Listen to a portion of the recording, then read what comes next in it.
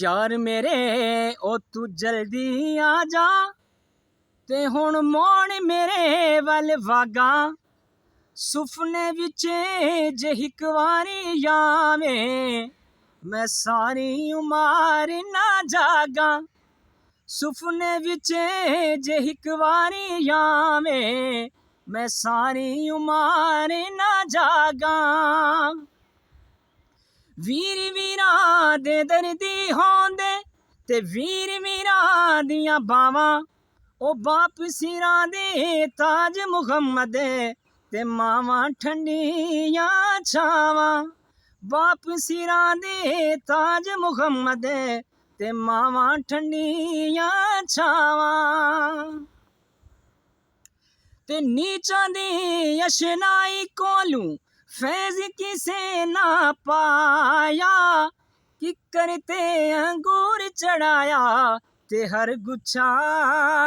जख्माया कि करते अंगूर चढ़ाया ते हर गुच्छा जख्माया। और मैंने बाप की शान ते एक बड़े प्यारा शेर याद आ गया। इस शेर के अंदर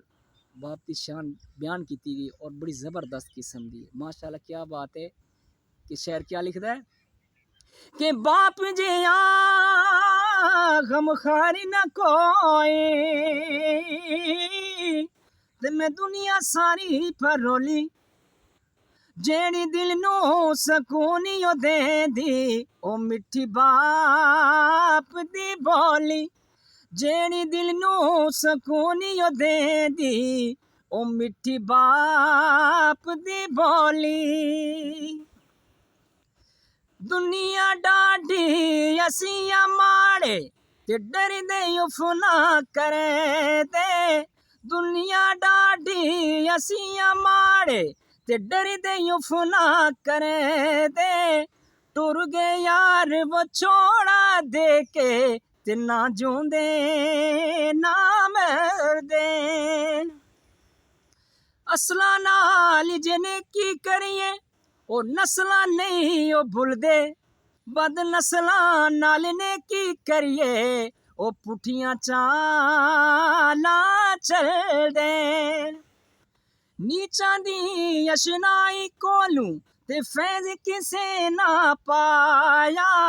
कि करते अंगूर चढ़ाया ते हर गुच्छा जख्माया कि करते अंगूर चढ़ाया ते हर गुच्छा जख्माया। मियाँ साहब लिखते हैं दूध ते मक्खन के बारे माशाल्लाह कितना अल्लाह दे वलियां दा मुशाहदा कुर्बान जावां उन्हां तू कि इतना गहरा मुशाहदा अल्लाह दे वली दी गल है कोई आम गल नहीं। ते दूध ते मक्खन तू की लिखदे न कि मक्खन दुध दे अंदर ही होंदा मक्खन दुध दे अंदर ही होंदा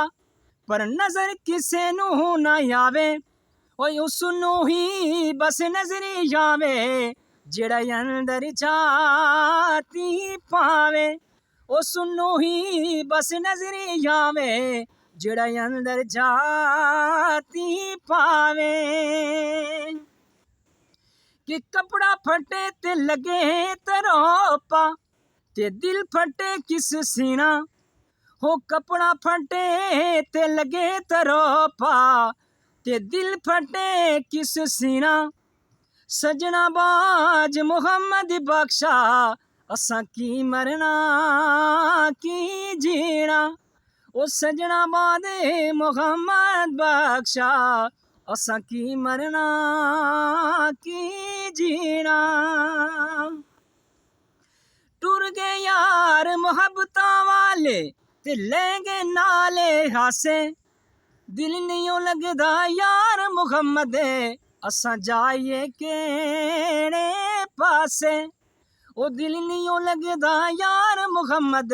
असां जाइए केड़े पासे। अल्लाह दे वली ने नौजवानों को नसीहत करते हुए लिखा है क्योंकि कोई भी नौजवान किसी भी कौम के नौजवान जिहड़े होंदे ने उस कौम का बड़ा कीमती सरमाया होंदे ने। अल्लाह दे वली ने नौजवानों को नसीहत करते हुए बड़ा सोहना लिखा है कि चिट्टी चादर ओ फुमला वाली ते दाग न लावी ओ जणिया चिट्टी चादर ओ फुमला वाले ते दाग न लावी ओ जणिया हसन दिहाड़े फिर न आखी हाय रब्बा की बणिया हसन दिहाड़े ओ फिर न आखी हाय रब्बा की बणिया डीगर डली ते शामा पईयां ओ डीगर डली ते शामा पईयां ते लोग घरा वाले आए वो नहीं आए मुड़ मुहम्मद जड़े हथियां दफनाए।